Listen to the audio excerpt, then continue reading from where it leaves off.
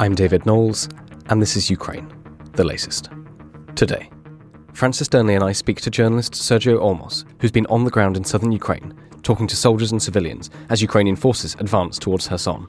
As we usually start our recording at 1 p.m, we also tracked today's extraordinary events in Westminster and ask what the resignation of Liz Truss means for British support for Ukraine.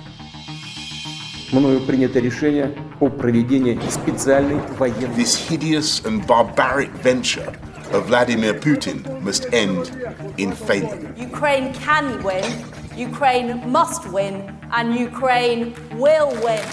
Nobody's going to break us. We're strong. We're Ukrainians. Every weekday afternoon, we sit down with leading journalists from the Telegraph's London newsroom and our teams reporting on the ground to bring you the latest news and analysis on the war in Ukraine. It's Thursday, the 20th of October, day 239.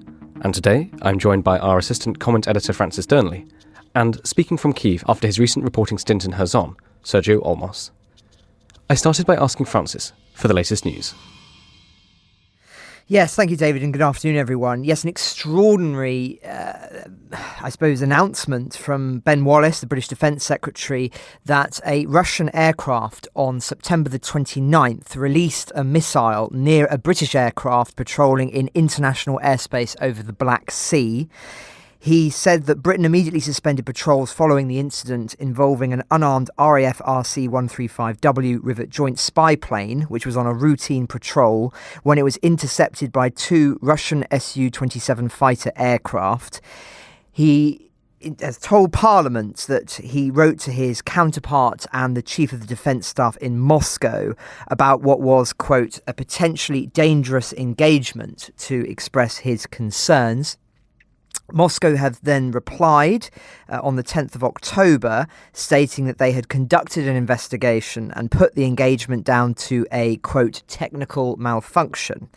They acknowledged the incident took place in international airspace, and so Britain has now resumed patrols following this incident.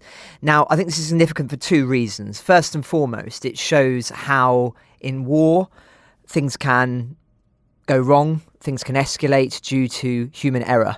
And we've spoken at length on the podcast about instances of history where that has occurred and just the dangers of what can happen in that situation. Now, we don't know what would have occurred if this plane had been shot down by the Russian aircraft, but one can assume that it would have been a major international incident, one that would have had very, very serious ramifications indeed. The fact that we haven't heard about it before now, as I say, this happened on the 29th of September, I think speaks to quite how significant this was. I think if it was something that was less significant, we would perhaps, ironically enough, have heard about it much sooner. So there's that side of it. I think the second side that's worthy of comment, of course, as well, is the fact that the Russians have publicly acknowledged the malfunction, the error, as it were, and have stated their account. One can imagine that they weren't necessarily in a position that we're required to do that, that you can imagine them making all sorts of denials, etc. I think the fact that they have stated this shows that there are still back channels that are open between Britain, Russia, and no doubt between NATO and Russia. And that being the case, one can imagine the kind of conversations that are taking place at the moment, and one hopes that those do remain open, given the kind of rhetoric that's been coming out of Moscow recently. So a very significant instance, and I'm aware that there's an enormous amount happening in Ukraine as well, which we'll turn to in due course. But I thought it was worthy starting that, because it's incidents like this that can be the spark that lights a far larger powder keg. And thankfully, it wasn't in this instance. Well, thank you very much, Francis, for talking us through that. Can we just, for the benefit of our international listeners, stay in the UK just for a moment? International listeners will probably be aware that British politics is in a state of chaos at the moment. We don't know whether the Prime Minister will survive the day or the week or to the end of next week or whenever. Francis, can you just give our listeners some context on what's happening and, if possible, give some idea of what this might mean for Britain's support of Ukraine? Certainly. Well, yes, in another example of events that may spiral out of control imminently, to condense it in a short way is difficult, but I'll seek to do so. In essence, we've got a new Prime Minister replacing Boris Johnson. That is Liz Truss, the former Foreign Secretary, very, very hawkish on matters relating to Ukraine, and indeed has doubled down on her support of the country ever since she took power about 5 or 6 weeks ago now. She was derailed almost immediately into her premiership as a consequence of a launch of a dubbed mini budget seeking to cut taxes but retain, should I say, very high public spending. And essentially this spooked the markets in such a way that the pound dropped and was also almost on equilibrium with the dollar at one point, and it really led to a political crisis here, which has led numerous members of the cabinet to now walk away, and further disturbance within parliamentary party itself, this being the Conservative Party, the governing party here. And it's now looking very, very likely that Liz Truss may well be dethroned by this. By no means certain, but that's looking to be the case. Now, what are the ramifications for that? Well, I think you have to say, first of all, that it's not a great look, is it, that one of the foremost supporting powers of Ukraine is at this moment going through such political turmoil. It doesn't put forward a robust sign of strength at a critical juncture. And as I say, I think that does have consequences. No doubt Putin will be rubbing his hands watching what's happening. But in terms of the broader picture, I think it's actually not perhaps quite as dramatic as some think. I mean, the Conservative Party, I think, will almost certainly find a new leader if she does go, and somebody who will offer some stability. I mean, they have no choice, essentially. They're going to have to find somebody who can form some kind of stable administration. And because of the nature of the Conservative Party at the moment, I think they will retain their support of Ukraine to the hilt. And but I think it is worth saying that the current favourite, Rishi Sunak, was perceived as somebody who was perhaps less, I suppose, acutely aware of the sensitivities of what was going on in Ukraine. He hasn't been as vocal about it. He's been more concerned about economics, and indeed some have commented that his concern being the economy. He's the former Chancellor. His emphasis will not be on foreign affairs, it will be on stabilising the economic ship here in the UK if he does assume power. Thank you very much for that, Francis. That's hopefully for our international listeners and our Ukrainian listeners, that does give a decent sort of overview of what's happening here and why it's relevant. Let's turn to Ukraine. There's quite a few updates from the country itself, of course, before we bring in Sergio. So, Francis, can you just talk us through what's the latest from Ukraine? Yes, well, turning, of course, to the vital front in Ukraine. So first of all, I think we should just touch on the ramifications of the electricity issues that, of course, Ukraine has been having as a consequence of these drone strikes that we spoke about at length in recent days. So Ukraine is now restricting electricity usage nationwide for the first time following that barrage of Russian missile and drone strikes, which have destroyed the power plants. That comes on the back of Putin imposing martial law on territories annexed from Ukraine and boosting the powers of his security services in those regions along the Ukrainian border. I think it's obvious why he's doing that, seeking to cement his control in those places. So, as I say, the Ukrainians are continuing to advance in some of those annexed territories, and so it doesn't necessarily change the military situation, but nonetheless I think worthy of note. But of course the big story, and one that Sergio will be able to offer a lot more detail on, given that he's in the area at the moment, is around what is happening around Kherson. So very briefly, the UK Ministry of Defence has offered some analysis this morning saying that Russia is considering withdrawing troops and equipment over the Dnipro River, despite all the permanent bridges being destroyed there. That's something that, or at least severely damaged. Some are destroyed, some are damaged. That's something, of course, that Dom has spoken about at length in the past, and he'll be, I'm sure, be able to do so in more detail tomorrow. Now, there's been also, on the back of this, a rare admission by Russia's new general about the difficulties facing Russian troops in Kherson.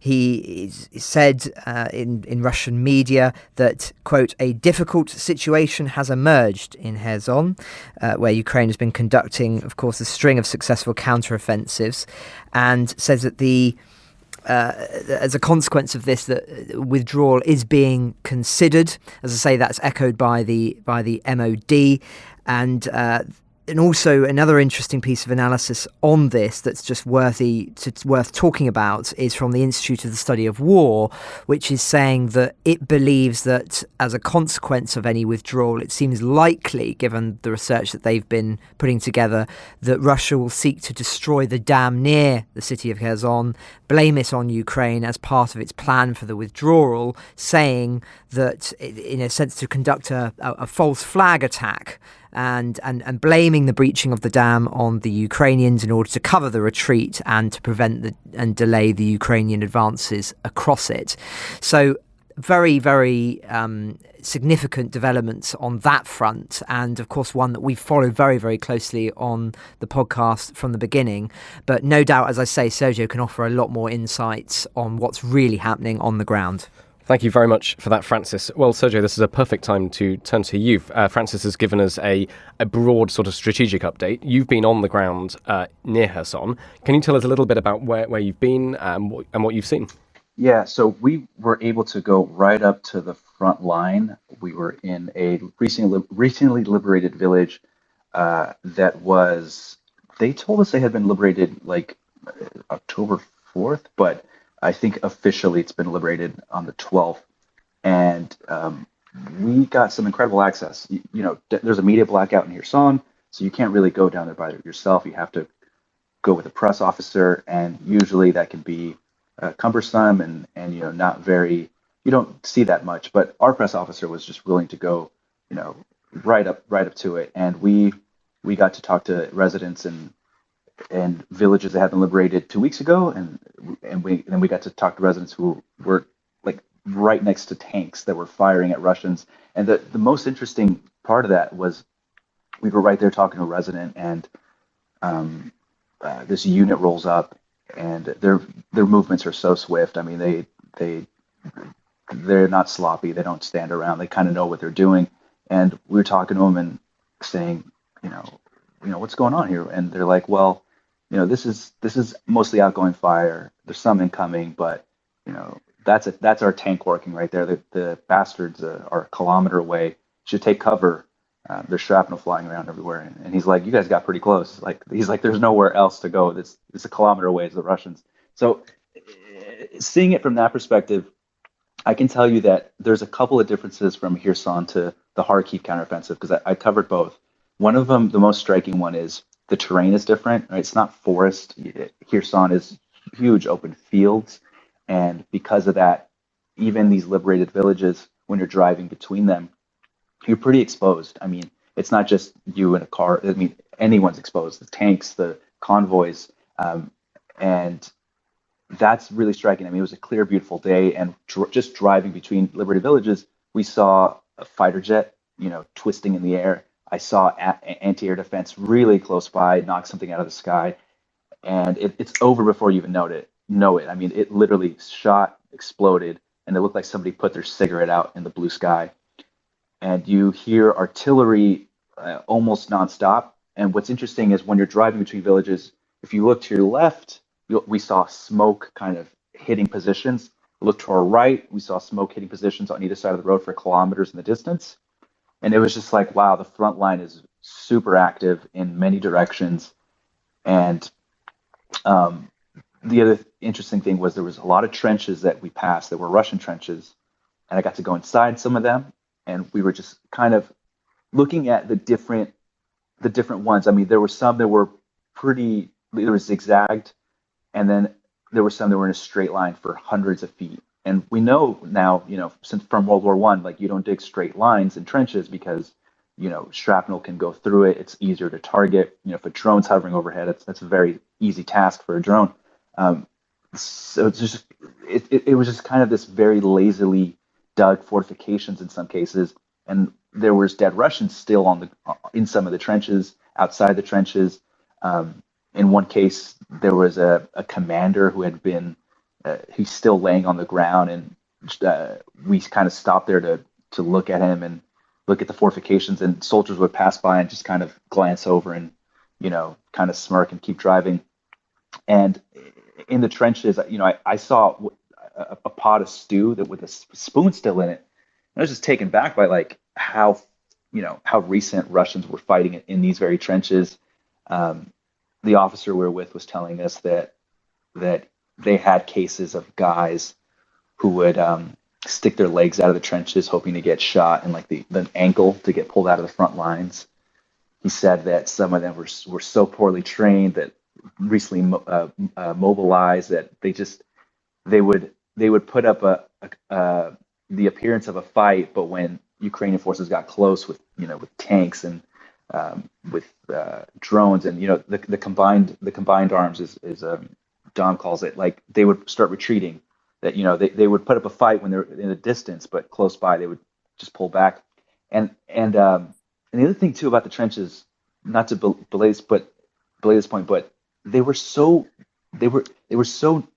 narrow. Like they were dug 30 centimeters is what we measured, which is, I mean, that's not very high. Like you have to lay down in them basically to get cover, and it just shows you like what poor discipline and what that is not a serious effort to either protect your troops or to really hold that position. I mean, 30 centimeters is quite short. And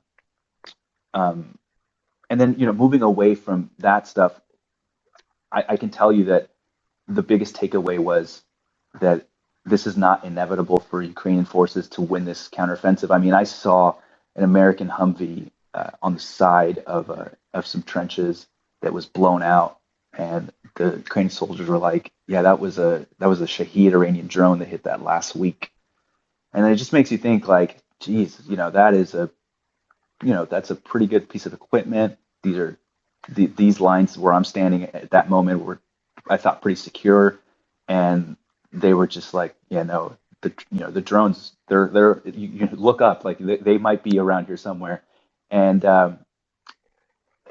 some of the villages are right on the Dnieper River, and you can literally see the opposite side of it, which is the Russian occupied area, and you get told right away, like, look, if you're going to go in and out, you got to watch out because they can see you. There's mortar fire in the area. The residents were saying that this stuff happens in the middle of the day. Kind of midday is the worst time.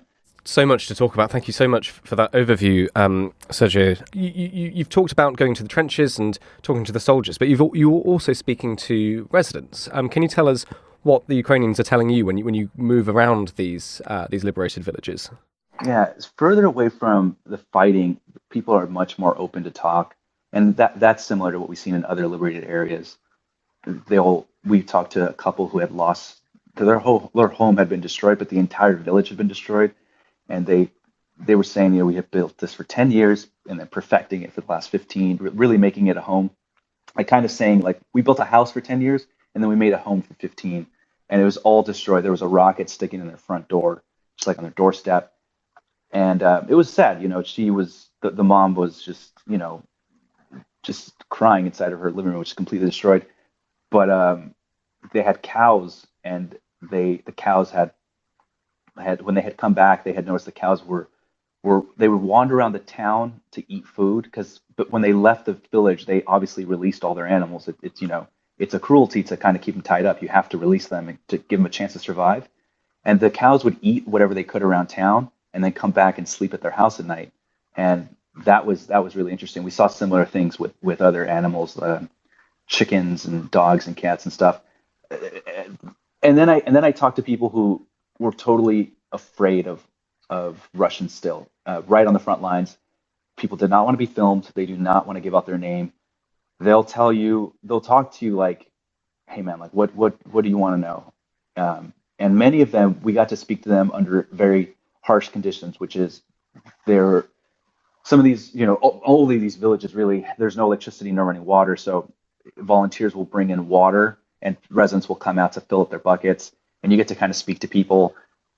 And, they're telling you stuff that, you can imagine what they're telling you, which is shelling is bad. The Russian occupation was bad, but they don't want to give too many details. We got some of those details further away from the front line. And I can just tell you briefly, we were talking to a man who was a librarian, and it was so interesting because he was saying that he's like, look, we have the town documents in the library. We have the kind of the overview of, all the municipality kind of stuff. And when Russians came in, they interrogated me because they were accusing me of hiding this stuff. And he's like, I was, but that can't, he kind of was, offended that they would accuse him. But he says he was, and he said when they came in, it's like a mafia state, that it was the Rose Guardia. They were in charge of that area. The guy who was the commander was named Mandarin. That was his code name. It was mostly Chechens. They took the farming equipment from the farmers there. It's a big farming community out there, as we know. And this farming equipment, he was telling me, he's like, I don't understand them, because we looked it up on the GPS, and the combine had been taken to Chechnya. And he's like, do they not know that, like, we can just look this up on the internet? Like, they have trackers on them. And he was just like, almost offended, not by the theft so much, but just by the idea that they wouldn't know that this very expensive farming equipment was trackable, that lying to them that, oh, we don't know what happened to your tractor, that offended him more than just the straight looting. And then the other thing was, he said that Mandarin was a guy who was very, very mean to the males in the town, and was especially mean to those he viewed as soft. So some of the town people, they're naturally they're just more, say, soft-spoken, or they're more submissive in a tone or whatever, and he would be meaner to them, he said, like cruel. And we're talking about, beatings and stuff like that. He also said that he's like, there was no rule of law. He's like, we have 2 gas stations nearby. Mandarin took him over, and he said quite cruelly that he told the owners, like, well, you work for me now, like, this is mine, but you keep working it, and you basically pay me tax, and almost like a fiefdom. And that was again, it came across like how offensive it was. He said that soldiers would come back from other Ukrainian towns trying to sell washers and power tools to them, and they would again be offended that, like, we know the other town, we know whose power tools these are. Why are you, it's one thing to loot, it's another to kind of try to sell us our neighbors' power tools. So that really struck me, because we know about the looting. We have seen that in Bucha, we've seen that in Kharkiv region, but this was so interesting because they could talk about just the everyday kind of like putting up with this clear mafia kind of attitude. And you also met a grandmother called Nina in her 60s. Can you tell us about her? What did she tell you? I'm going to quote you what she said, because she was the nicest grandmother. She's just like any other grandmother. She has chickens, and she has a garden, and she has a daughter she was telling us about. But then when we asked her about, Russia, she had a speech that, we've put it up on the internet. And I'm going to tell you the opening of her kind of little speech on the side of the road. That she's on her bicycle, and she says to me, Putin is huilo, which is like bastard. Putin is bastard. He should stop killing civilians. Putin is fucker. He should stop killing civilians. Goddamn fucking animal. I wish him death. God, please forgive me for this. Putin has to be cursed. He should come here. We will bury him. I will kill that goddamn motherfucker with my bare hands. And she goes on like this, and her neighbor sees her, and her neighbor's picking up shrapnel from her garden, and her neighbor's this kind old lady, and she joins in, cursing Putin. And these are older grandmas, they're so nice and polite, and they'll offer you tea, whatever they have. But as soon as we're asking about Putin, they're just like, they unload like, I will kill this motherfucker with my bare hands.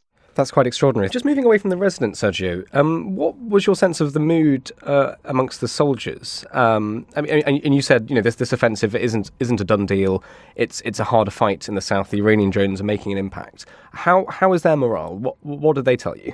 Yeah, I can tell you the ones that I saw were quite enthusiastic. I saw some special forces guys who were, they were in their element. They had a tablet with drone footage out. They had shamags and high-cut helmets and ballistic glasses, and again knew what they were doing and were clearly on the hunt.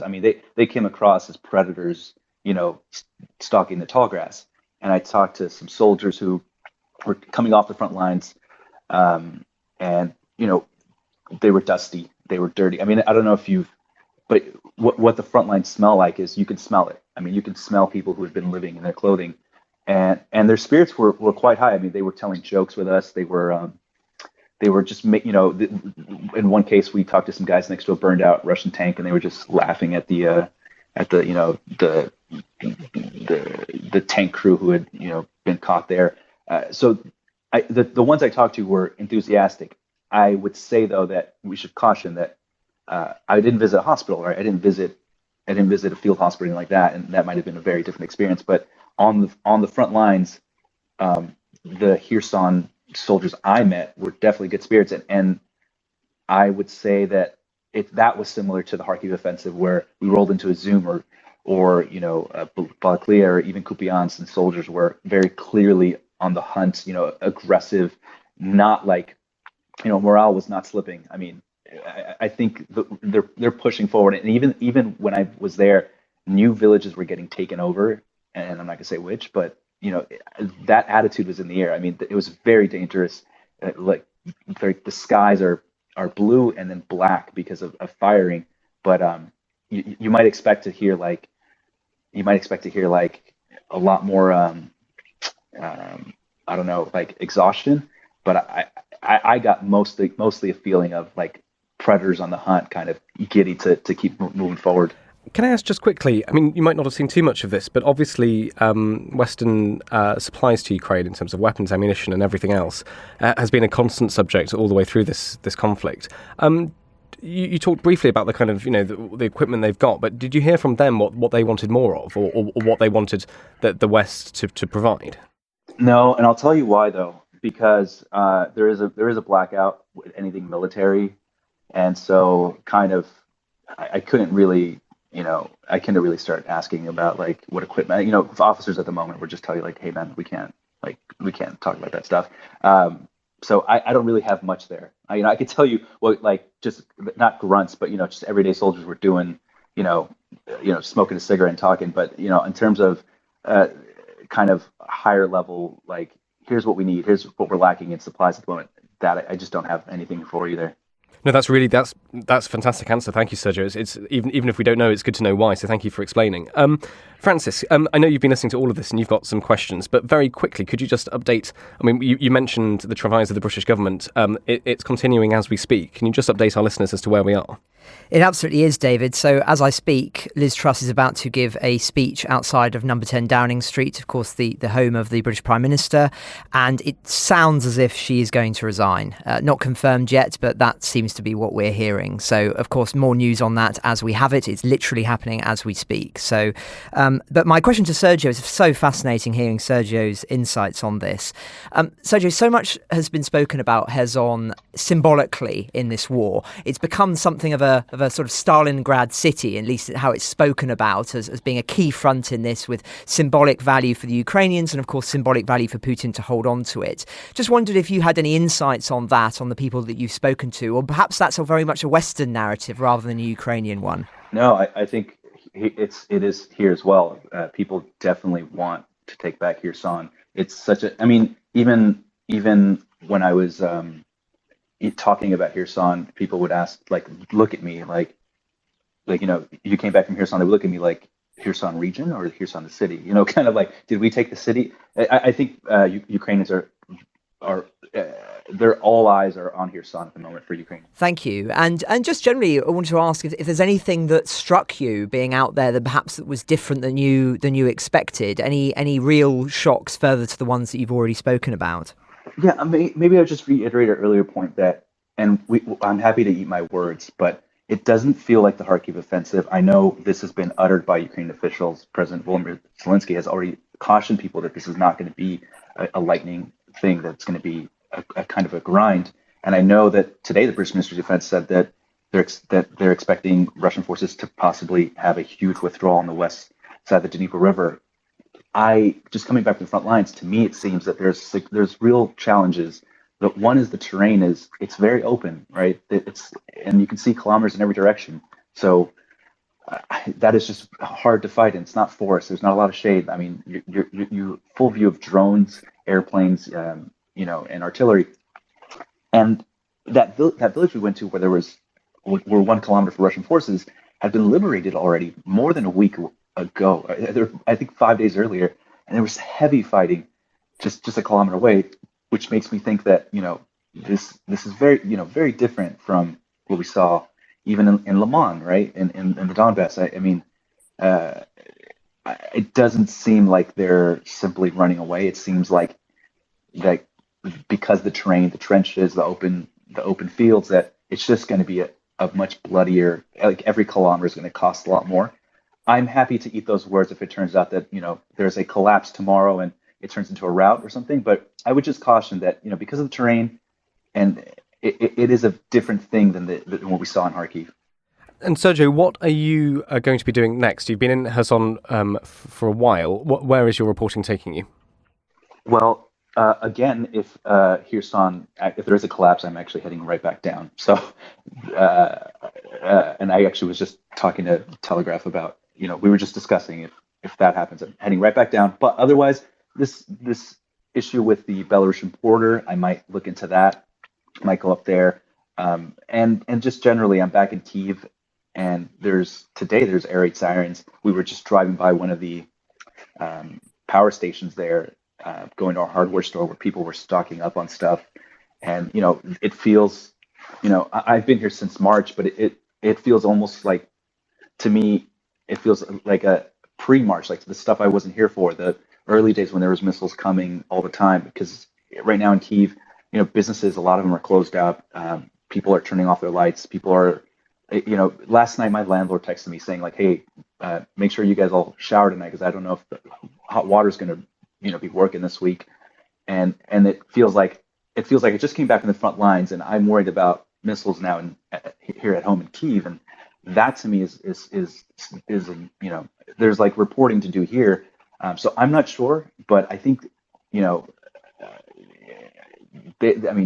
I'm constantly like now looking out for that sound of the lawnmower here in Kyiv to see if a drone's overhead. So that's something that's sticking with me. And Sergio, is there anything we haven't spoken about that you think is important for our listeners to understand or to know about what you've been seeing in the south? Yeah, I don't know if this is, if your listeners might already know this, but to me, I was reminded of it, that going down to the Kherson and seeing it and just seeing how difficult, the fight, there was a tank firing, right? There was, every kilometer has to be taken with violence. And it just made me think, because, and I myself will think, okay, Kharkiv counteroffensive seems done. Now they're moving on to the south. That should be done by this time. And I reminded that none of this is inevitable. None of this is determined. I think we think that Ukrainians will just get this job done. But these are 20-year-old guys, a lot of them with dust on their face in the sun, braving shelling to get a kilometer. And I just think none of this is inevitable. None of this should be, factored in as definitely going to happen. And, your listeners might already know that, but to me, I just think this is not Call of Duty. This is not, some movie. This is, young guys who would rather be probably in university or, out at a bar somewhere, who are having to, dig a trench and avoid artillery to, gain a kilometer this week so that there could be a new settlement, retaken. And I'm just reminded of how unfair and cruel all this is.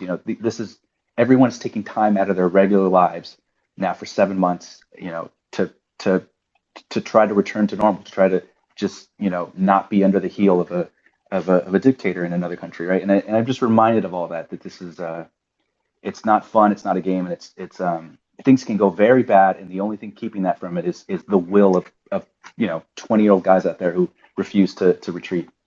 Well, thank you so much for your time today, Sergio. That was extremely interesting, and thank you for all of your reporting.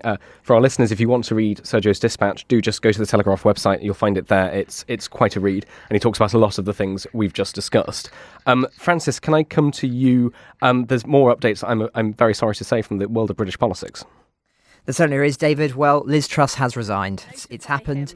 That I am resigning as leader of the Conservative Party. This morning I met the chairman of the 1922 committee, Sir Graham Brady. We've agreed that there will be a leadership election to be completed within the next week. This will ensure... Yes, we will have a new Prime Minister within 1 week. No answer yet as to who that will be or the exact details of what the process in order to get that new Prime Minister will be. But Liz Truss has herself resigned outside of number 10 Downing Street. Just wanted to cover also something else that I could ask Sergio about, which is, of course, the updates on the significance of these drones. Sergio has already talked about them in detail in what he's seen on the ground, but there's just been a few updates in this space, and given we've covered so much on it, I just wanted to touch on it again. So the EU has now agreed sanctions against 3 individuals and 1 entity supplying Iranian drones to Russia that have been used to bomb Ukraine. That's come out of the EU's Czech presidency earlier this morning. After 3 days of talks, this is a quote, EU ambassadors agreed on measures against entities supplying Iranian drones that are hitting Ukraine. This obviously follows on Wednesday the US, Britain and France expressing concerns over Iran's alleged transfer of drones to Russia. Indeed, I think there's been a lot of back-channel communications on this with Iran because of the dialogue around the nuclear deal and everything else. And I think there's a very serious chance that is in jeopardy as a consequence of this. But as I say, that's something that we touched on earlier on in the week. And so would point listeners to the episode where we discussed that in more detail with James in Jerusalem.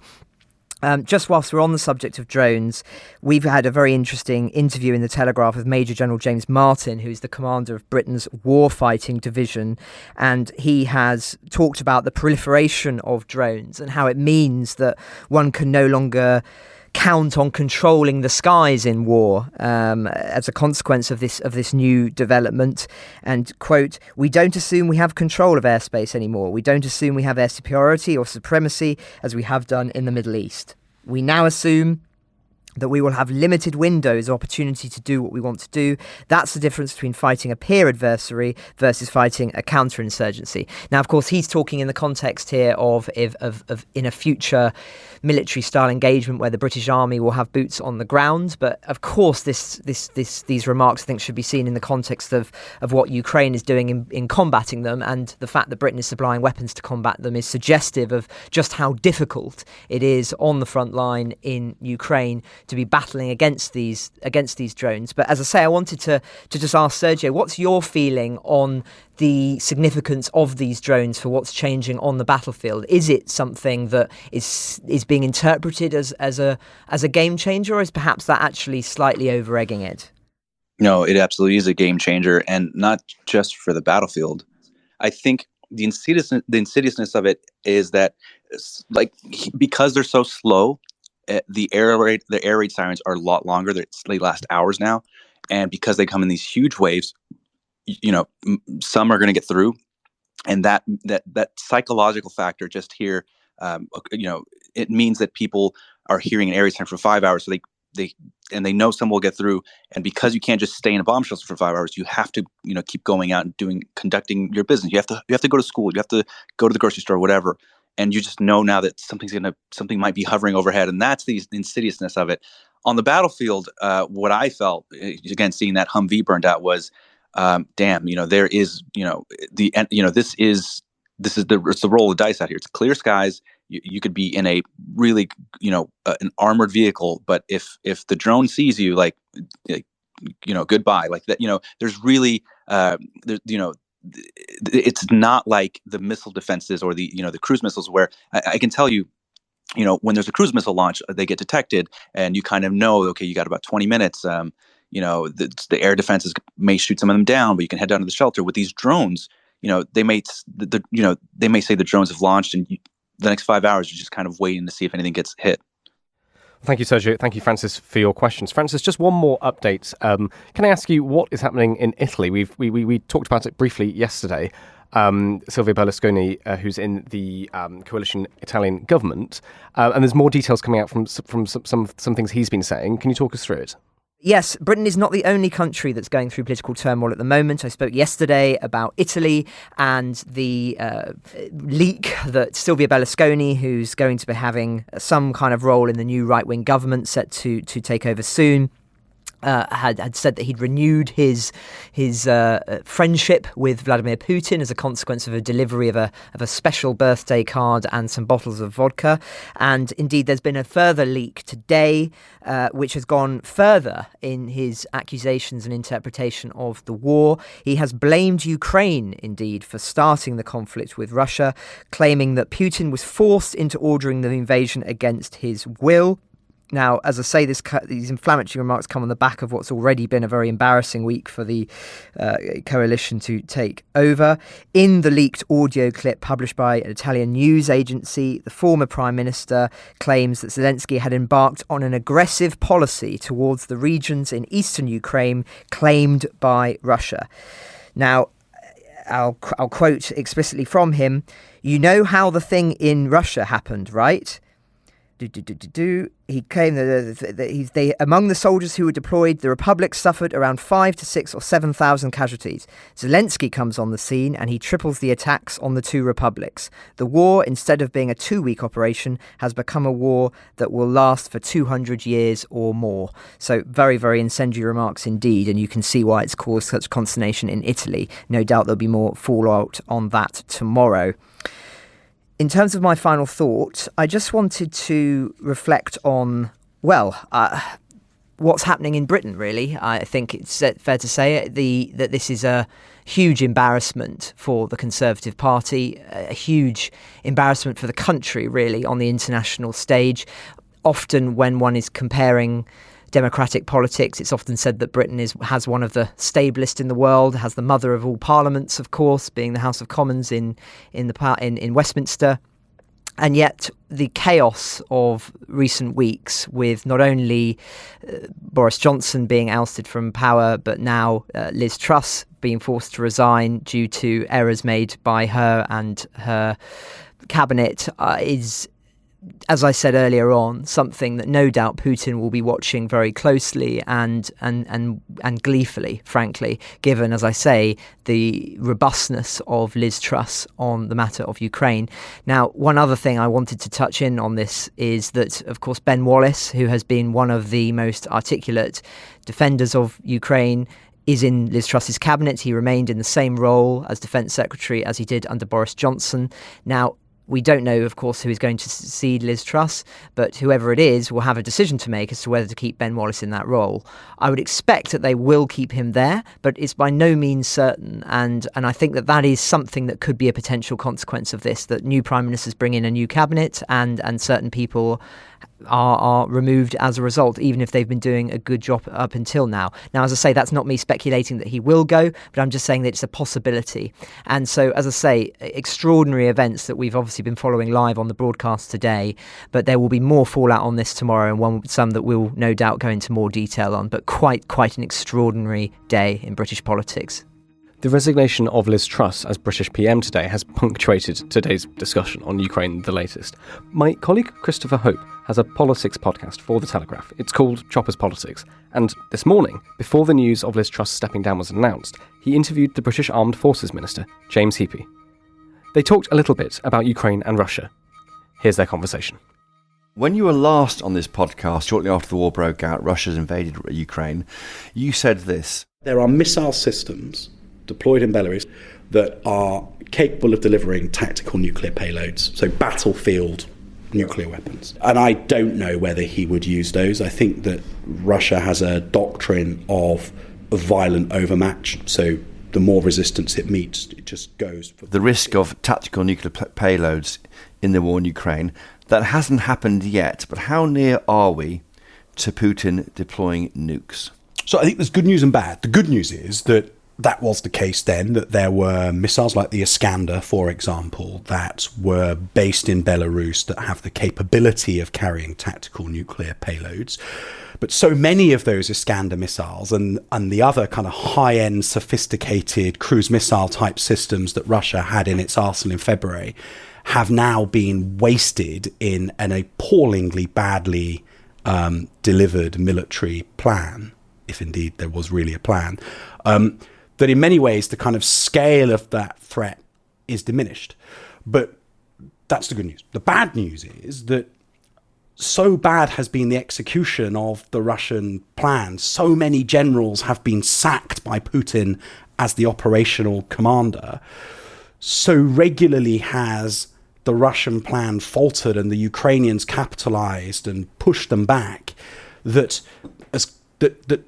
the closer the Ukrainians get to the outcome that we all desire, the more that Putin's rhetoric is designed to intimidate and to fracture the Western alliance. Now, well, I think there's a difference between the tactical use of the threat to try to fracture Western cohesion, warn the West off from further arming of Ukraine, versus whether he really means it.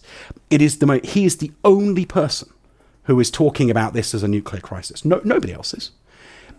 This is, there's a Russian elite who will be absolutely amazed that a limited special military operation that was going to be over in 3 days is now in reverse 200 days plus later.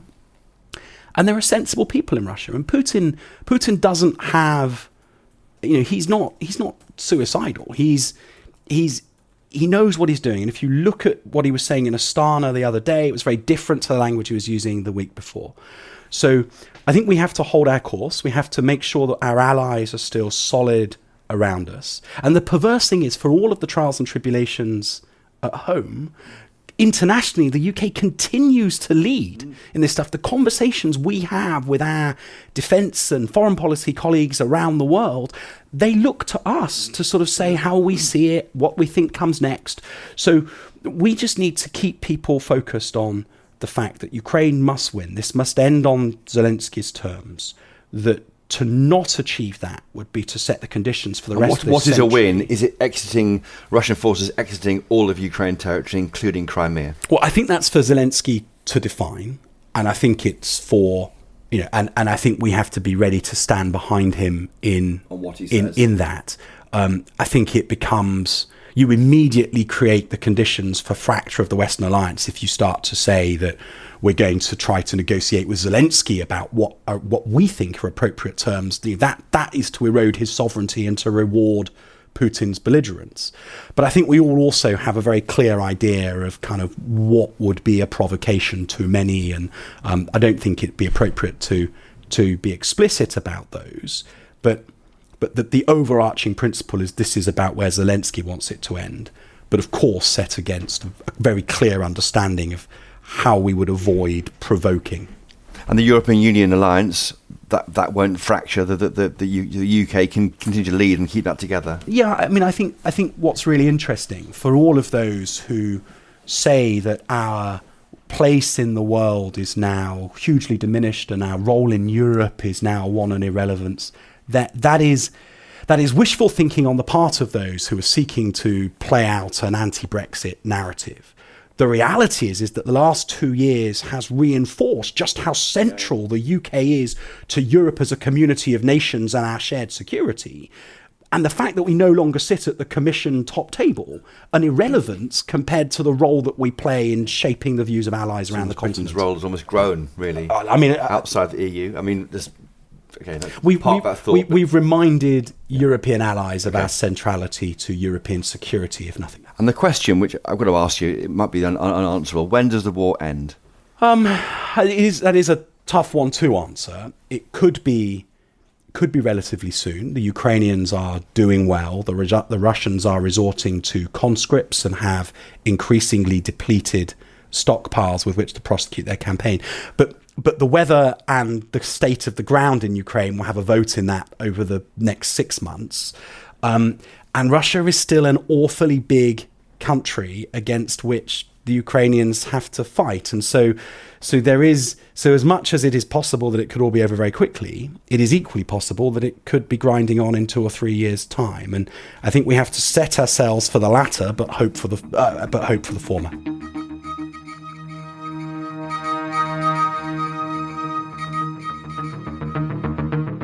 Ukraine the Latest is an original podcast from The Telegraph. To stay on top of all of our Ukraine news, analysis and dispatches from the ground, subscribe to The Telegraph. You can get your first 30 days completely free at telegraph.co.uk telegraph.com/audio. You can also listen to this conversation live at 1 p.m. each weekday on Twitter Spaces. Follow The Telegraph on Twitter to make sure you don't miss it. If you enjoyed this podcast, please consider following Ukraine the Latest on your preferred podcast app. And, if you have a moment, leave a review, as it helps others find the show. You can also get in touch directly to ask questions or give comments by emailing podcasts@telegraph.co.uk. We do read every message. And we're especially interested to hear where you're listening from around the world. Ukraine the Latest was produced by Isabel Boujard, and today on Twitter, Claire Hubble. Just before you go, listeners, I wanted to tell you about another podcast you might like from our foreign desk here at The Telegraph. It's called How to Be a Dictator by our brilliant China correspondent, Sophia Yan, who you will have heard on Ukraine the Latest quite a few times. Here's a sneak peek. Right now, the whole world is watching China. It's the 20th Party Congress, a twice-in-a-decade political set piece that reveals the outcome of China's very secretive leadership selection.